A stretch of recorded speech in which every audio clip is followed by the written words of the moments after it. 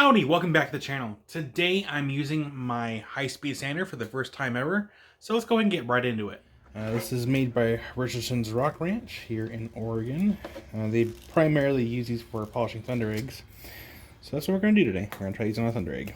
I have a few buckets of Thundereggs that have already been cut, so that saves me one step of this process. And I'm going to use this outside just because I don't have a vacuum really set up for this yet, because I'll show you here.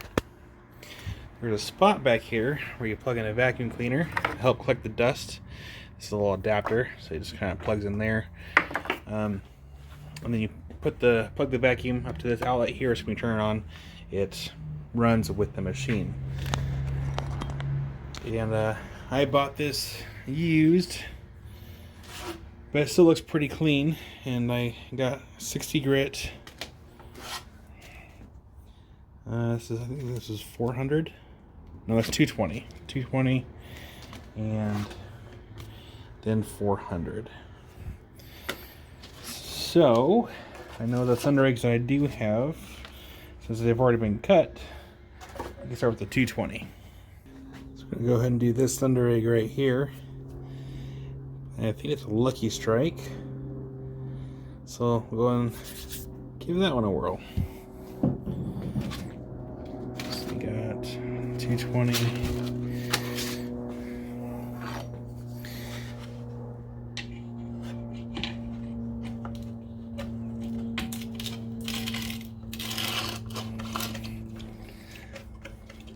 Just change out the grit like that.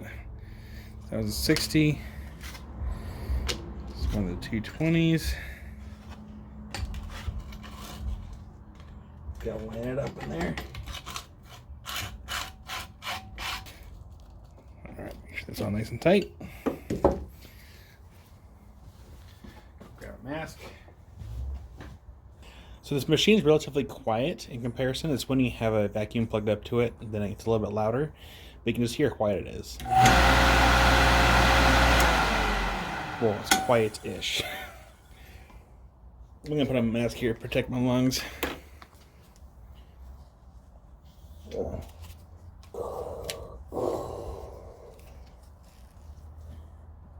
it outside. We have cookies.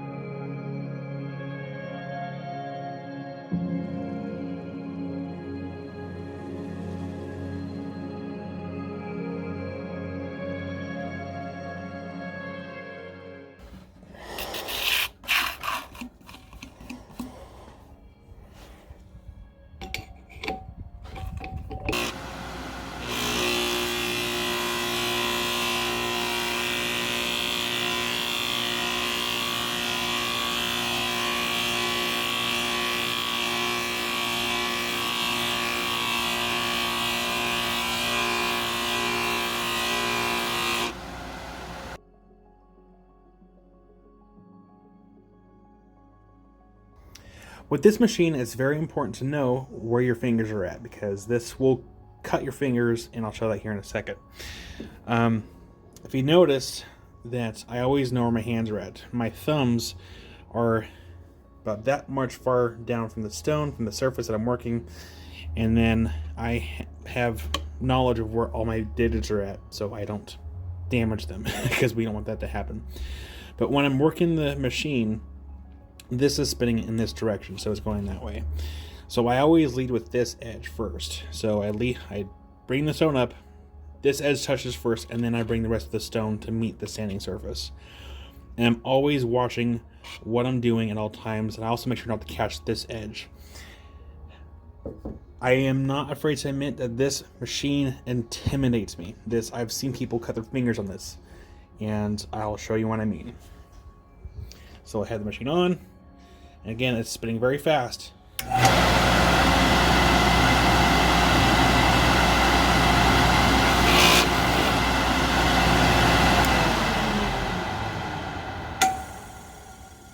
And now you're gonna have stitches. That's basically what will happen. Or a really nasty, either way, you're gonna have to go to the doctor's to get that fixed. Safety is very important. Watch your digits.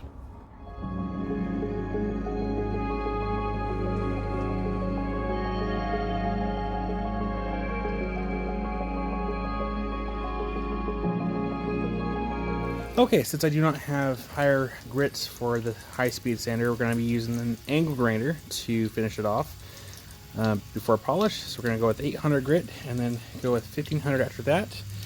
And then we should have a nice polished stone after that. So let's get these on here. So, we got to fix that hose.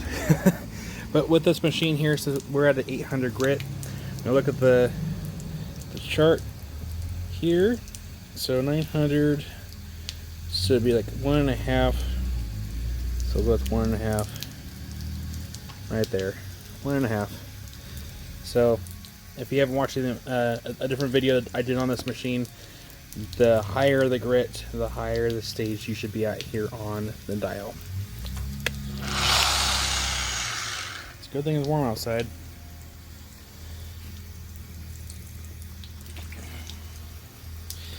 What I like about this machine too is once you turn on, it has a lock button, so you can turn on, lock it in place, and you can actually hold it a little bit better.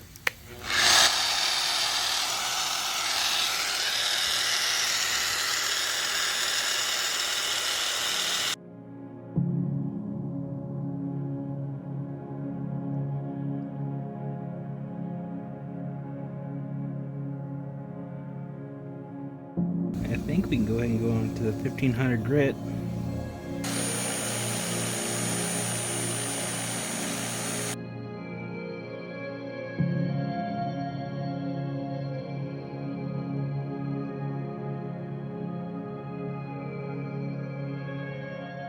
I think we can go to polish.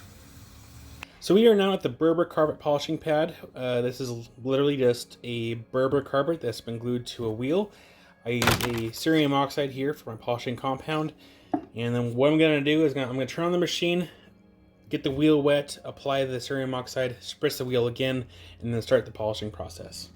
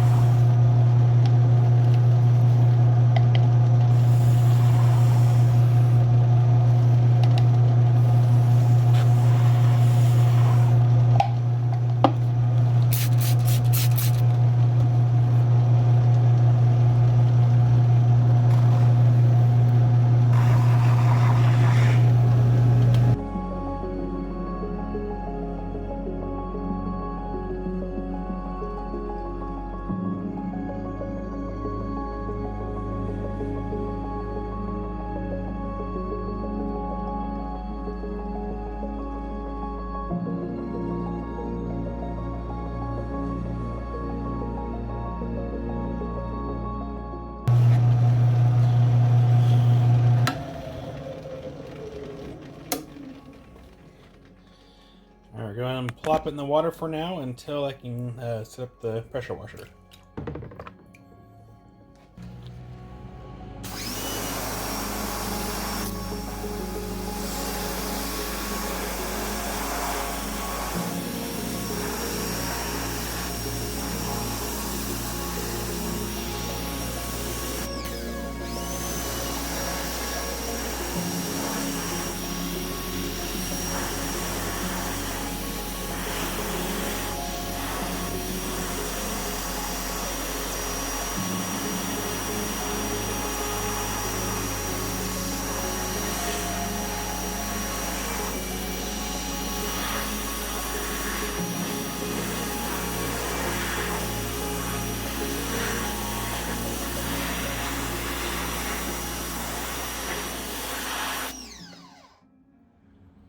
Alright, let's try out the stone really quick.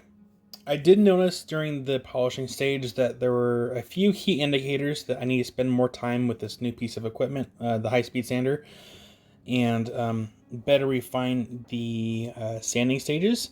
So I need to get higher grit for the machine, and then also maybe spend some more time with the angle grinder.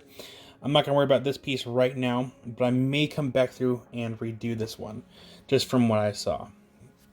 But overall, what is that? What is that? I don't know what that was. Spider? Spider tech? Gross. Anyway. Okay. Okay. That is... Okay.